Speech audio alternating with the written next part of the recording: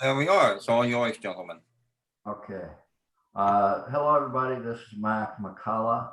I will actually present the presentation.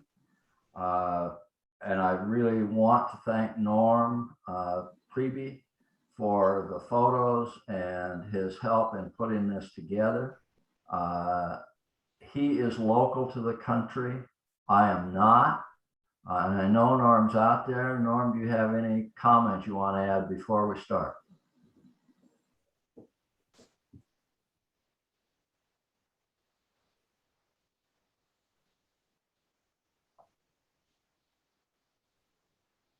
Norm, do you have any comment? No, I have nothing to say at this time. Okay, then we'll get underway. I will ask you to hold questions till the end. This program's probably going to run most of 40 minutes, so we'll have time. Today, we're going to talk about the Willmar Division operations with emphasis on the 1960s. We're going to talk about three subjects today: the grain traffic of the Manitoba and the Great Northern, trains and jobs of the Willmar Division in the 1960s, and Sioux City detours. Oh, bad Mac. Okay, there we go. Retired Willmar Division trainman Gary Nelson said, when asked, grain paid the bills. This presentation would not have been possible without the help of Gary Nelson, who gave Mac a list of jobs on the Willmar Division. That list appears to be a summary list from the crew caller's or superintendent's office. During the grain rush, Union Yard in Minneapolis made up empty boxcar trains of up to 140 cars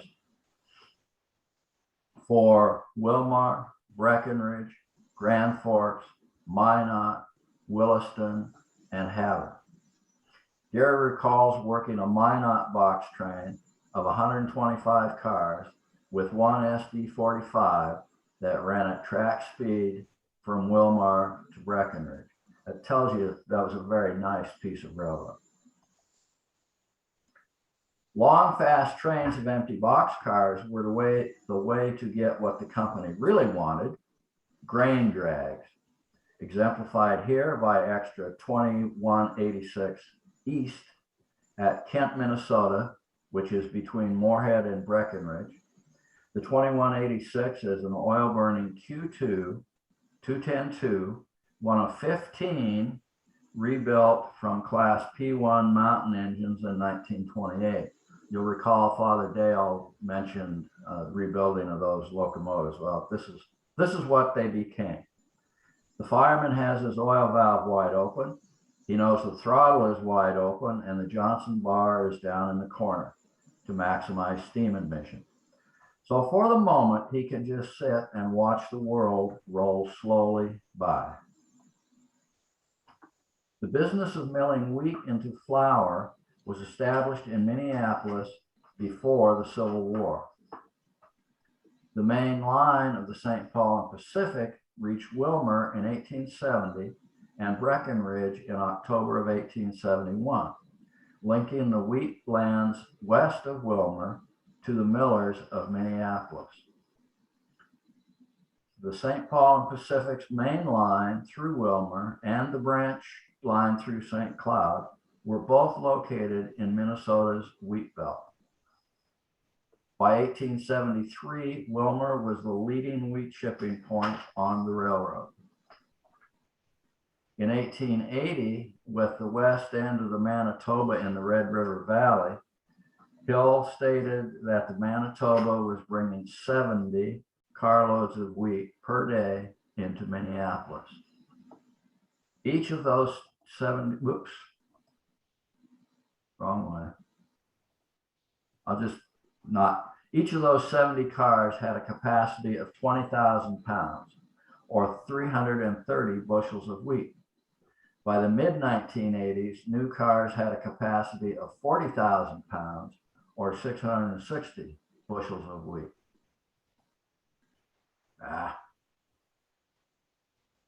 I'm gonna go back to that one because it's important.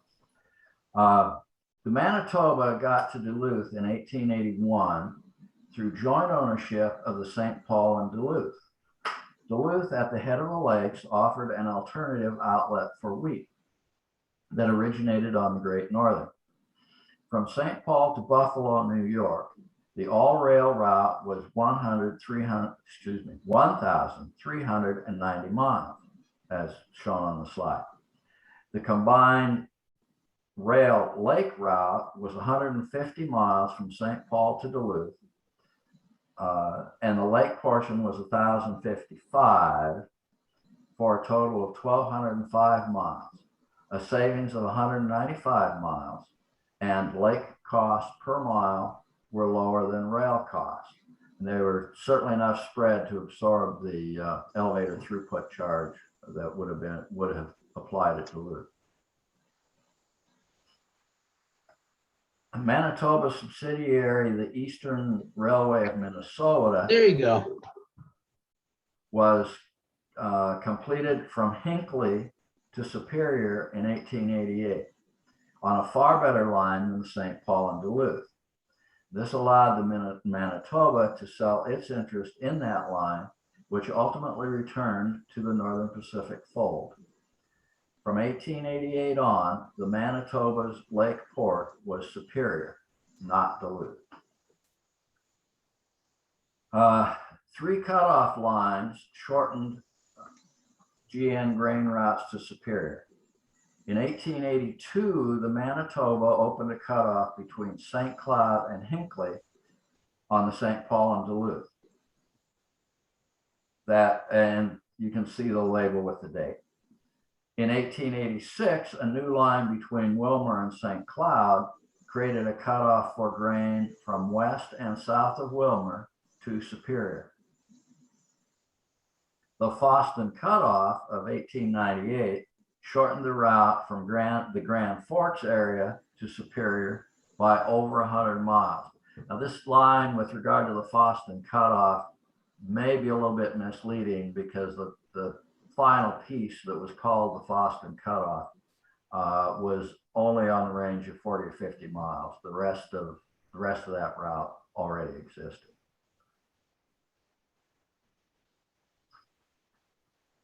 Consistent with Hill's philosophy of driving his operating costs down, these cutoff lines reduced mileage and thus cost to a lake. The line between Willmar and St. Cloud not only shortened the route for grain from south of Willmar, it also allowed grain from Fargo and Grand Forks to avoid the 0.8% grades between Fargo and St. Cloud in favor of a 0.6% ruling grade on the main line. That difference in grade allowed any engine to handle more tonnage, again, reducing operating costs. The Foston cutoff of 1898 shortened grain traffic, the route for grain traffic from Grand Forks and Fargo to a much shorter route via Willmar, again, driving costs down. In 1890, the Great Northern's annual report showed 5,839 boxcars, 1,550 flat and coal cars, and then all the rest were approximately 600 cars. The point is that boxcars were 73% of the fleet, a clear indication of the importance of grain traffic. In 1895, Great Northern hauled 70 million bushels of wheat, about 100,000 carloads, a veritable river of wheat. The newest cars of the day had a capacity of 60,000 pounds or 1,000 bushels of wheat.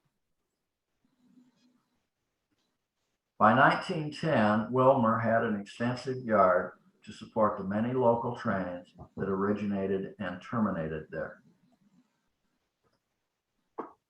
By 1901, wheat originating on the Great Northern went to one of 3 destinations: Minneapolis, to be milled into flour. Superior for export and to Buffalo by lake boats for milling. And some of that went to Buffalo was actually exported over New York City. And the other destination was Chicago, which was moving to fulfill futures contracts, meaning, fulfill futures contracts. Somebody really wanted delivery of the wheat. The Foston cutoff was so well engineered that in the 1950s, grain drags routinely ran from Grand Forks to Superior with 225 to 250 loads behind 3 or 4 F units.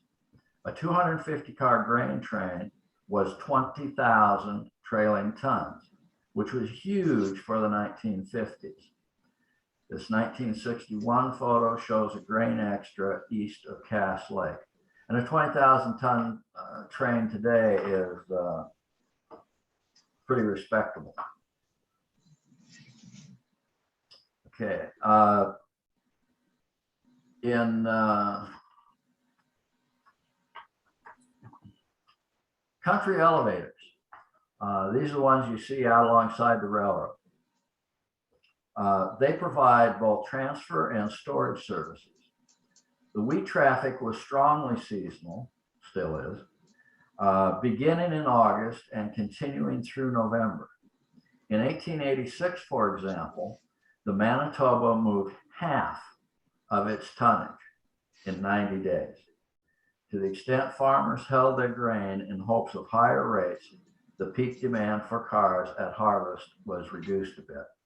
And there's more storage out in the country, so that peak has been further shaved. Then you got terminal elevators. In the fall of 1886, the Manitoba had up to 1,200 carloads of wheat at Superior and set out on line for Superior. This created serious car shortage at the origin stations, backing up the country elevators and disrupting the orderly movement and marketing of wheat. Hill had anticipated the problem and let a contract for a large terminal elevator at Superior late in 1885. Construction began early in 1886 and was completed in December of 1886. Elevator A was 385 feet long, 90 feet wide, and 150 feet high, with a capacity of 1,800,000 bushels. The Manitoba completed its second elevator, Elevator X, with a capacity of 1,500,000 bushels in 1888. And in 1899, GM built Elevator S of steel with a capacity of 3,190,000 bushels. So you can see that the Superior traffic was quite important. This photo shows the scope and size of the terminal elevators at Superior.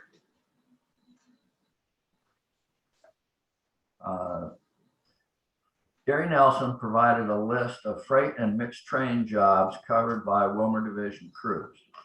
The subdivision nomenclature used on that list appears to be from the Burlington Northern time frame.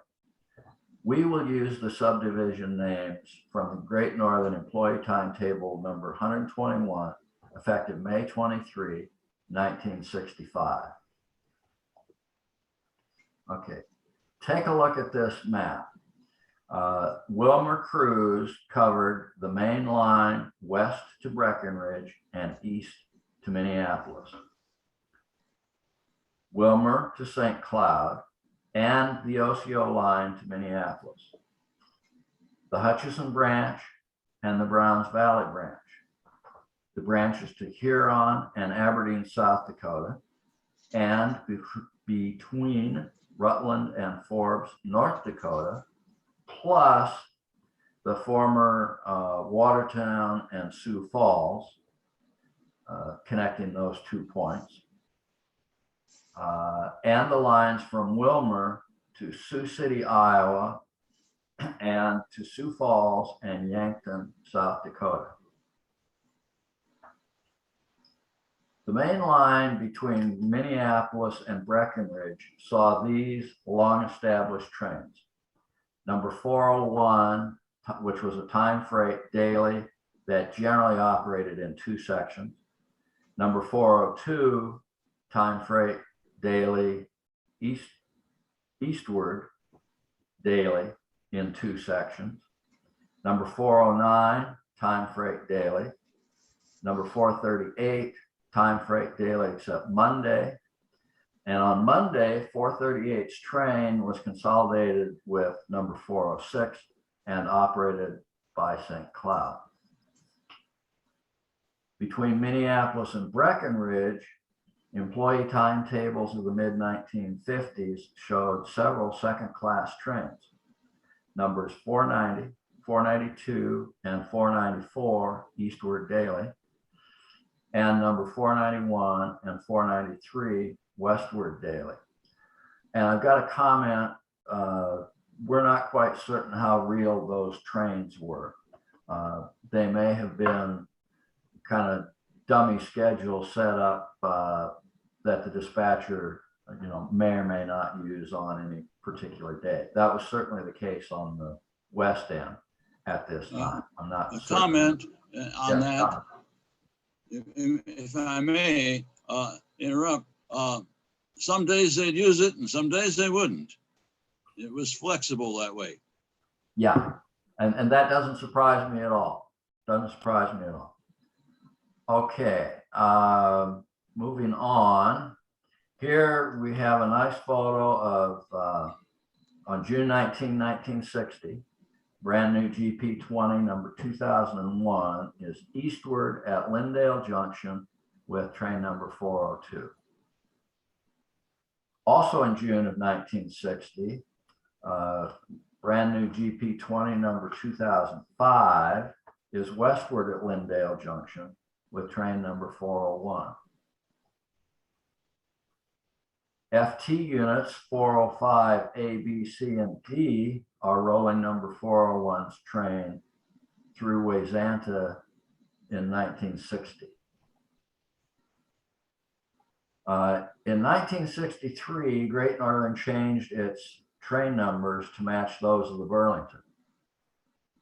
First 401 became number 97, connecting with Burlington 97 at Union Yard. Second 401 became number 83, also connecting with Burlington number 97. 409 became number 81.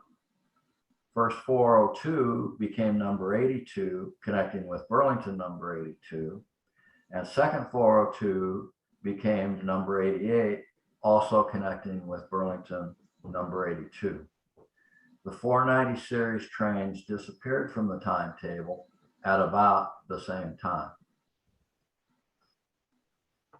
The Hutch Local trains 60 and 61 work daily except Sunday.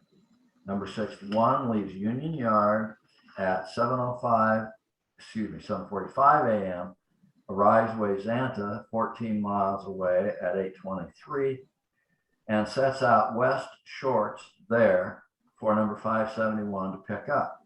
Number 61 enters the Hutchison branch, runs 44 miles to Hutchison at the end of the branch, arriving at 11 a.m. Train number 60 leaves Hutchinson at 1:30 p.m., picks up East cars from number 572 at Wayzata, and leaves there about 4 p.m. and arrives Union Yard about 4:45. Now I'll make a comment here. I suspect that these times were more aspirational than real. By this time, there were no first class trains on these branches. So it wasn't particularly critical that these locals run exactly to those times. Okay, on the main line between Willmar and Wayzata, locals 572 and 571 operate daily except Sunday. Number 572 leaves Willmar at 5:30 a.m., works the mainline stations, and sets out east cars at Wayzata for number 60 to pick up. The crew turns around and number 571 leaves Wayzata at after 1 p.m. with the west cars it pulled and the west shorts from number 61, and arrives Willmar about 5 p.m. The photo shows number 572 arriving Wayzata. After switching, engine 650 will leave as number 571. This is turnaround local. The interesting thing about it is the handoff at Wayzata. Okay, on the main line east of Willmar, locals 589 and 590 work daily except Sunday. 589 leaves Willmar at 7 a.m. Monday, Wednesday, and Friday for Breckenridge. Number 590 leaves Breckenridge at 6:30 a.m. Tuesday, Thursday, and Saturday for Willmar. The job works 112 miles in each direction. Continuing with the first subdivision, Watertown locals 529 and 530 run daily except Sunday. Number 529 leaves Willmar at 7 a.m. and leaves the main line at Benson at 7:55 a.m. for Watertown. Number 530, the Watertown meet, leaves Watertown at 4:15 p.m., leaves Benson at 8:15, and arrives Willmar about 9:15 p.m. I'll make a little side comment. You'll see several trains that handle meat. Meat was a high value and perishable commodity. So those trains were treated well by the dispatchers, the trains handling meat. Then on the Aberdeen branch, it was served by mixed trains 329 and 330 and 325 and 336 daily except Sunday. Number 330 leaves Breckenridge at 8 a.m., leaves Aberdeen Junction as number 325 at 8:35 a.m. for Aberdeen, South Dakota, 121 miles from the junction. Number 326 originates at Aberdeen, leaves Aberdeen Line Junction as number 329 at 8:45 p.m. and arrives Breckenridge at 9:20 p.m. Per union agreement, these jobs cannot do local work between Breckenridge and Aberdeen Line Junction. That is at Doran and Campbell, which were stations on the main line. When the Manitoba built this line in 1886, it paralleled, I really can't say that, a predecessor of the Sioux between Aberdeen Junction and Geneseo. In 1956, Great Northern abandoned its line between GN Junction and Geneseo Junction in favor of trackage rights over 44 miles of the Sioux line. And that was not an unusual kind of transaction in the day. Railroads were looking to remove duplicate assets, and that's what that transaction was about. Okay, Rutland was an intermediate point on the Aberdeen branch. Both Rutland and Forbes are barely in North Dakota. This line was worked by mixed trains 337 and 338. Number 337 left Rutland at 11:40 a.m. and arrived at Forbes, 63 miles away, at 2:25 p.m. Number 338 left Forbes at 2:40 p.m. and arrived Rutland at 5:25 p.m. These trains made close connections at Rutland with trains 325 and 326 to and from Breckenridge. On the second subdivision, train number 437, the Fargo Fast Freight, operates Monday through Friday on the Osceola line, which is the second subdivision. Part of the second subdivision, as you'll see in a moment. It leaves Minneapolis at 9 p.m., arrives St. Cloud about 11 p.m., and continues to Fargo and Grand Forks as train number 443 on the Dakota Division. Number 437 carries significant farm machinery traffic. Counterpart number 438 originates at Grand Forks and runs via Breckenridge, except on Monday, it runs via St. Cloud in place of number 406, evidently to balance crews. Also on the second subdivision, time freights 405 and 406 run daily between Minneapolis and Winnipeg.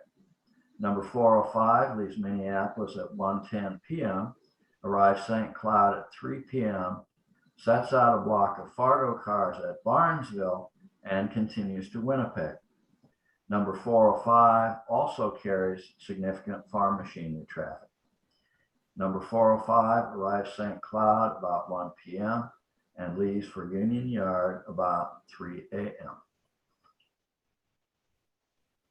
Extra 3375 East is running on approximately number 406's time, passing the Sioux Line Tower at the crossing near Robbinsdale. The block of grain on the head end will be set out at Lyndale Junction. Number 502, the long local, originated at Fargo. It left St. Cloud at 12:30 p.m. Monday through Friday, and on Saturday when tonnage was heavy, meaning that they would run that train also on Saturday if they had the tonnage. It arrived Union Yard about 6 p.m. The crew returned on number 437. The second subdivision also included the line between Willmar and St. Cloud. And locals 517 and 518 worked daily except Sunday. 518 leaves Willmar at 6 a.m. 517 leaves St. Cloud at 7 a.m. So obviously there's a meet on the branch. Engine 3078, shown leaving Willmar in 1951, is working job 518 as an extra train. Notice the white flags. The third subdivision, the 47-mile-long Browns Valley line, is served by mixed trains 335 and 336 Monday, Wednesday, and Friday. Number 336 leaves Morris at 7:30 a.m. and arrives Browns Valley at 11 a.m. Number 335 leaves Browns Valley at 12:30 p.m. and arrives Morris about 4. In other words, an out and back local. Now the ninth subdivision between Benson and Huron is 162 miles long. Locals 529 and 530 work it daily except Sunday. Number 529's extra leaves Willmar at 3:15 a.m., leaves the main line at Benson at 4:15 a.m., where it takes number 529's schedule, and arrives Huron at 1 p.m.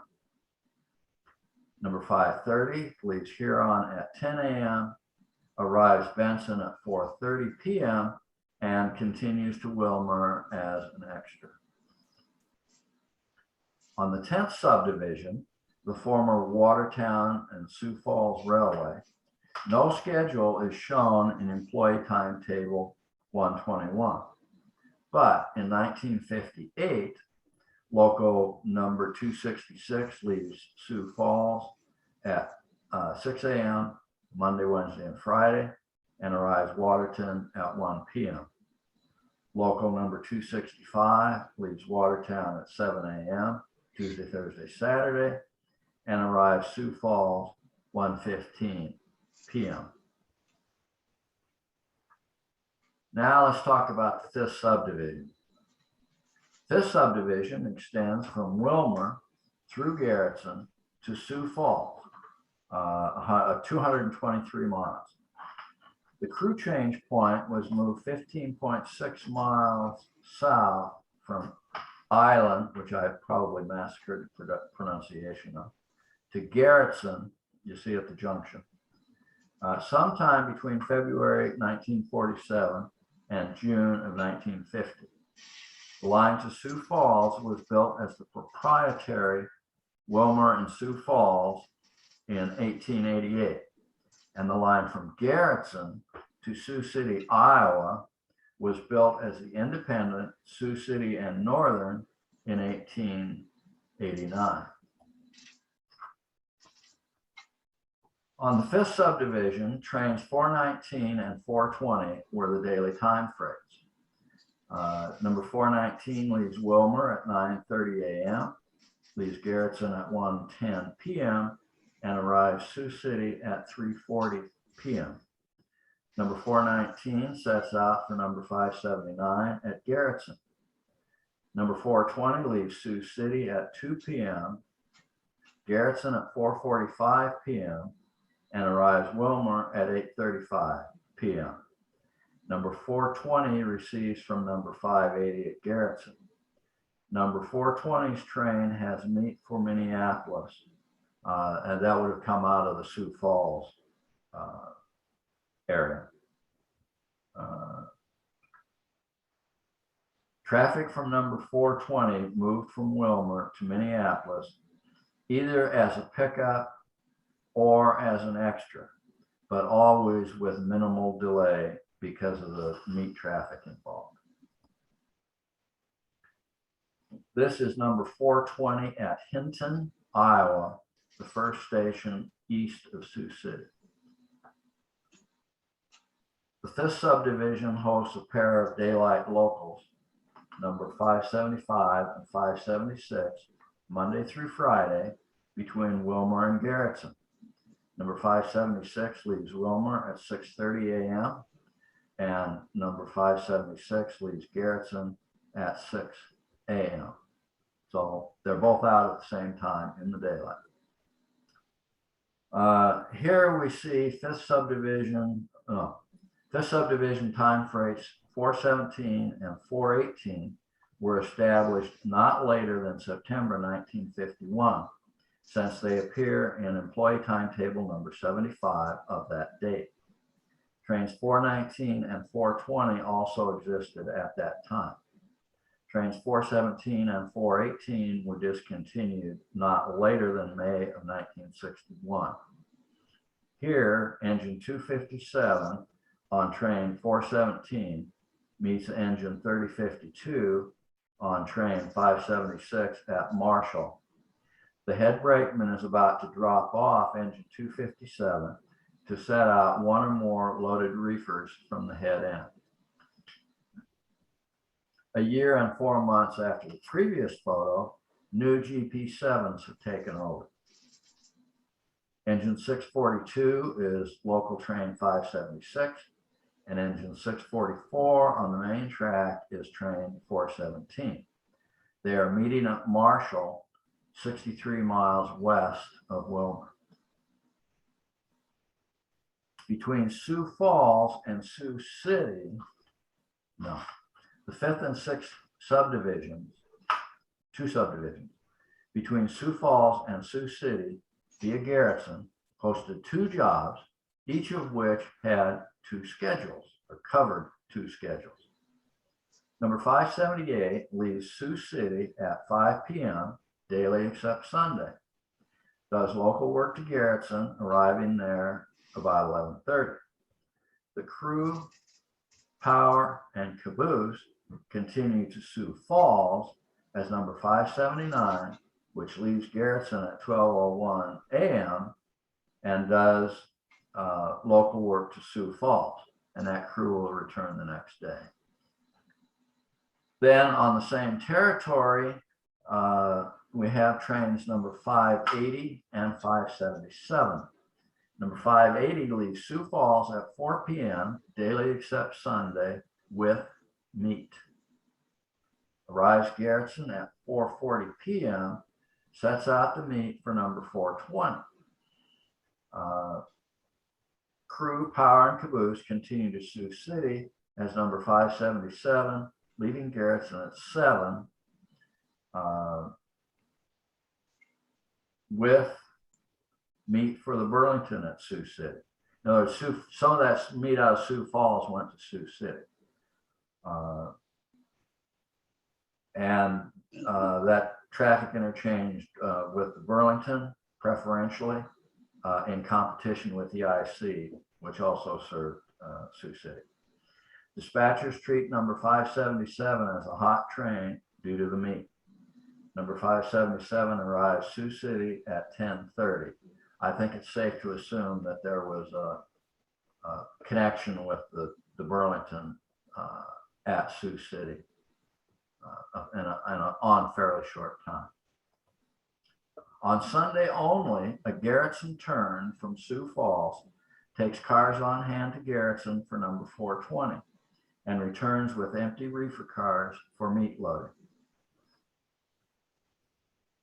On the 10th subdivision, daily except Sunday local number 317 leaves Sioux Falls at 7:40 a.m. and arrives Yankton at 11:15 a.m. Number 318 leaves Yankton at 1:30 p.m. and arrives Sioux Falls at 5:40 p.m. This line was built as the independent Sioux Falls, Yankton, and Southwestern in 1893. And now we're going to turn our attention to traffic. After I take a very quick stretch, I'm just going to stand up and let the blood circulate a little bit. Okay, the Willmar division handled 3 types of traffic, and this would be true of any division. You got the overhead traffic, which was predominantly merchandise. You've got grain, predominantly wheat, and local traffic that is either originating or terminating on the division. Overhead traffic is traffic that does not originate or terminate on the division. Merchandise is high value manufactured items. Merchandise moved predominantly westward. Eastward traffic was perishables, lumber, plywood, shakes, paper, wood pulp, aluminum, and copper. That's the kind of thing that would have been in that eastward time freight. Time freight handled overhead traffic from terminal to terminal. While some time freights set out and or picked up traffic, intermediate work was limited in the interest of speed and reliability. One exception was that train 417 often set out reefers loaded with perishables from California at Marshall for Marshall produce. And sometimes they would spot that, and sometimes they wouldn't, depending on where the local was. Train 418 also set out reefers loaded with apples from Washington and spuds from North Dakota, again at Marshall produce. Most wheat traffic on the Willmar division was also overhead, originating west of Breckenridge and St. Cloud. Grain from west of Willmar also moved to connections at the Sioux City Gateway for southern destinations, meaning south of Sioux City. Another important overhead traffic was potatoes from the Red River Valley. Potato traffic peaked in the late fall and winter. WFE pre-tripped and repaired cars at Grand Forks, which were then spotted all over the Red River Valley. Most spud loads were gathered at Grand Forks and then moved to Union Yard via St. Cloud.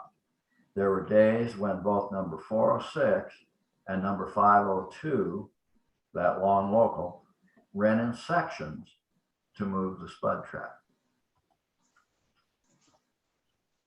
Local trains were those that pulled and spotted customers or were bulletined to make 3 or more intermediate stops. Every subdivision had a pair of locals, and we've already talked about it. In fact, that was the majority of this talk. Wheat was grown west of Willmar and St. Cloud. Most years, most of the wheat could be handled off the main lines and branches by the established local trains. And the general practice would have been to gather up a bunch of cars and set them out somewhere for a later train to pick up. And I'm sure that a lot of wheat cars went into Willmar as well. All grain destined for Minneapolis or St. Paul was set out to the receiving tracks at Cedar Lake Yard. A transfer known as the wheat train was called at Minneapolis Junction. This crew put all the inbound grain, often more than 100 cars per day, over the hump at Clear Lake to classify it. They delivered cars for Minneapolis and Minneapolis, the CNW and the Q to Union Yard. For the Sioux Line and the Chicago Great Western to Western Yard and returned to Minneapolis Junction. There were corrals at Lyndale Junction to feed and rest livestock from the west. Later, a transfer would take the stock to South St. Paul for slaughter. The GN handled meat from South St. Paul on the head end of 1st and 2nd 401, as shown here. This is engine 3399 at Cedar Lake Yard with number 401 in 1955. Note the 5 loaded meat reefers on the head end of number 401's train. Cedar Lake Yard is on the right with a C1 switch engine on the hump in the distance. The Willmar division operated 2 locals that handled meat originating on the division. Number 530, the Waterton Meat, and number 580 from Sioux Falls. Since meat is both perishable and expensive, dispatchers paid close attention to their progress.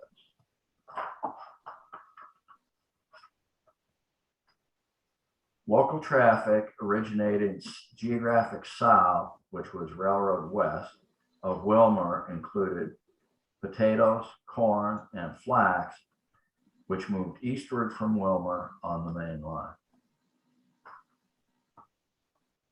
The line between Willmar and Sioux City handled detour traffic in 1965 and 1969.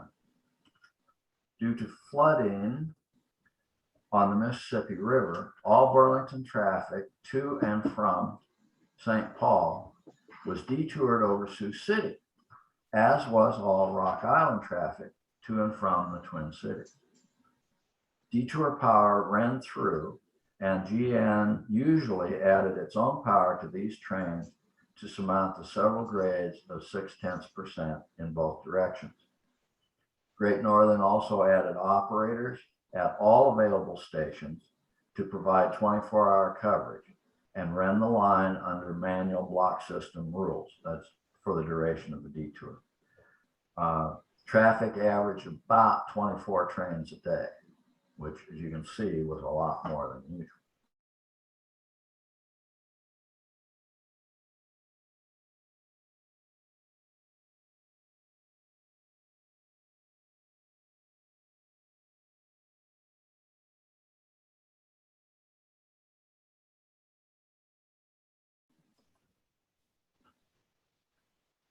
Looking at the Willmar division, it is clear that grain paid many bills and employed many men. Here we have engine 2584, the S2 now on display at Havre with a wheat drag. Photos were taken by or originated or obtained from Bruce Black, Joe Callias, C.W. Jernstrom, the Ed Cannock Collection, Jack Malvern, Norm Priebe, and the Candido High Historical Society. Gary Nelson and Norm Priebe provided research assistance. Are there any questions? Well, I just saw a question there regarding when the detours, they were 1965 in the spring and 1969 in the spring, usually over with by the end of June. Thank you. Hey, we have one question. The first one asked was, did I understand correctly were the lines from Willmar to Sioux City and Willmar to Sioux Falls part of the 5th subdivision of the Willmar division, or were they part of the Dakota division? Say that again more slowly. Did I understand correctly? Were the lines from Willmar to Sioux City and Willmar to Sioux Falls part of the 5th subdivision of the Willmar division, or were they part of the Dakota division? They were part of the Willmar division, and they were actually the 5th and 6th subdivisions. The 5th subdivision went to Sioux City, and the 6th went through Sioux Falls and ended at Yankton.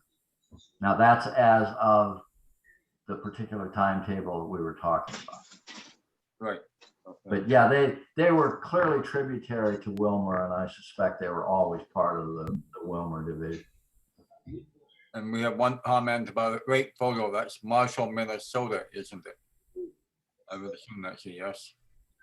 But there are some really great steam locomotive photos on grain drags in here. Mhm. And you'll notice every one of them, those engines are working very hard. Oh, yeah. The one at Candido High, which is was one of the early ones, the very first ones. Candido High is the first station east of Willmar, and it's continuous 0.4% grade from the yard to Candido High. The grade breaks very near Candido High, and I think it's just east of Candido High, if I remember right. The point is that you know they're maybe making 10 miles an hour, and that engine was loaded down with everything it could get up that hill, which was the ruling grade that it was going to encounter. I'm pretty sure that photo was taken by young Mr. Norm Priebe, if I'm not mistaken. Is that right, Norm? Everything in Marshall I took, and a good deal of the rest of the photos I took, and the rest were supplied by the other people mentioned in the credits.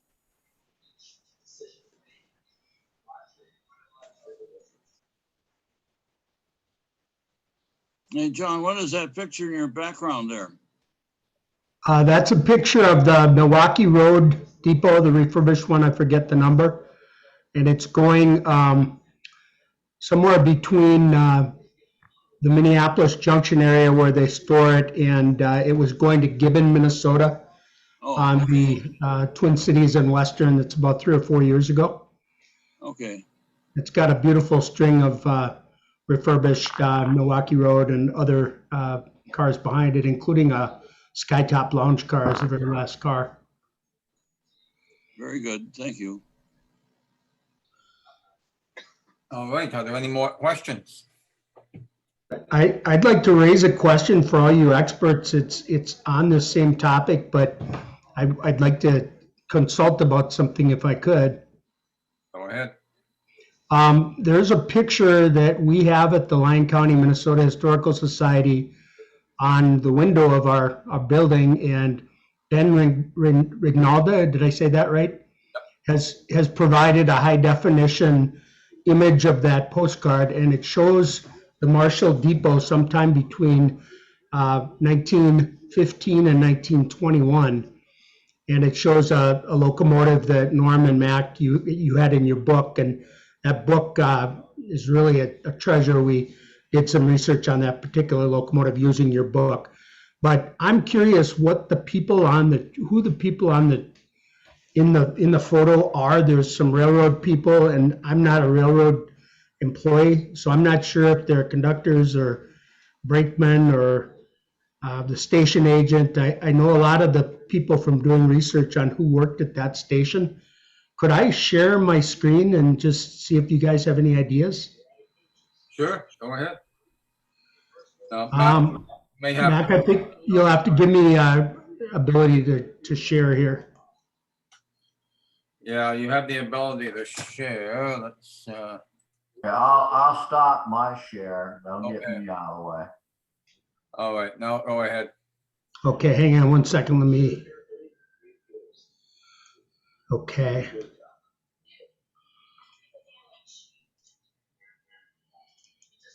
Can you guys see that? We see that you should. Yes, we can see it. So part of it, there we go. I've got it zoomed in really close because the two guys on the left there, I don't know if that's the locomotive engineer or the fireman. I suspect it's one. Well, And then I see that train was powered by the South Dakota Central number 16, Yep. is a passenger train. That was number 32 that used to run in the daytime. And you see a conductor, either that or a brakeman on that train in uniform, standing there about to greet the engineman, either engineer or fireman that's coming toward him. On the far right-hand side, you see a passenger. Yep, and the guy with his back, can you see my mouse there circling the guy with his back to the camera? That's either the conductor of the passenger train or a brakeman who were also uniformed on the passenger trains. That wouldn't be the station agent, would it? No. Station agent was in civilian clothes. Okay. And here's expanding the view here. And Norm, you're familiar with this picture. I think we've looked at it together online, but there's a freight train in the background, and just basis the information in your book and some other research we were able to do. And you can see I did a little card for the Historical Society, but we were able to ascertain, and this comes from your book, we were able to ascertain that was taken sometime between 1915 and 1921. Right. So your old hometown there, Norm. This is Mac. I would say that it's probably about 95% likely that the man in uniform is conductor, and I'd assign that same probability to the engineman being the engineer. So is he on the, I'm sorry to ask this stupid question, is he on the side of the train that the engineer is on or that the fireman's on? I don't know. That's the engineer's side. And why would the conductor be at the front? I would have thought he would be getting off at the back of the train. Why would he be facing? It may be that he's delivering orders. It may be that he just needs to tell the engineer something. They didn't have radios in those days. Right. Yeah, it's a common scene to see the passenger train conductor up at the front with the engineer at stops. That happened frequently.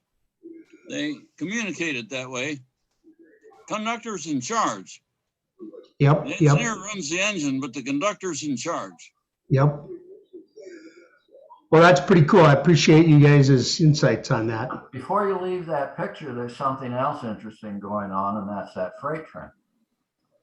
Under the operating rules of the day, the passenger train would have been a first-class train, and it would, in the timetable, it would show what time that passenger train was to leave each station. That I have that information. Had to be in the clear at or before the time shown for the first class train at the next station to the rear. So that freight train basically is out there running against the time of the passenger train, and it's up to that freight train crew to get out of the way of the passenger train, which they clearly have done. Again, it's a very routine operation, but this photo illustrates it. Yeah, that you were talking, Mac, about Marshall Produce Company, and this photo, It isn't there. It hasn't been built yet. it's at the far, well, no, it's at the far left and behind the photographer if it's been built, but you're right, Norm, it may not have been built at this point. No, that Marshall Produce, all of the buildings that pertain to Marshall Produce Enterprises were not even built and not in this picture. Okay. But later when it was built, it would have been right around this bottom left part of the, Right? Yeah. and that, From the that depot, grain elevator, from that grain elevator westward, there would have been the egg drying plant and then the large fruit warehouse. yep, you're exactly right, and those buildings still stand. The grain elevator is gone, the Marshall Depot is still there, it's still a beautiful building. BNSF unfortunately put a big pole barn storage building right about where that coupe car is there. They built a pole barn, so it's not quite as visible. And if you stand where this photographer is, you'd be sitting right on either that eggplant or that produce building today. And so it's a lot more congested, but it's still there, and it's a beautiful building. And you guys, I gotta say this, Mac and Norm, you guys don't know how much time I've spent pouring through that book. You know, Norm, you were generous to donate a copy to the Lyon County Historical Society, and we spent a lot of time in that book doing research on trains that went through Marshall in the day. All right, gentlemen, we've run out of time. So thank you very much to Matt and to Norm. Thank you, Mac, for presenting it. Thank you, Norm, for the help. And we have about a 2-minute break. And then we have 4 weeks. So I will share the screen here. And we are in 2 minutes, everybody. I'm going to have to leave because I have another appointment at this time. We'll see you this afternoon. Good to see you, Norm. Okay, bye-bye.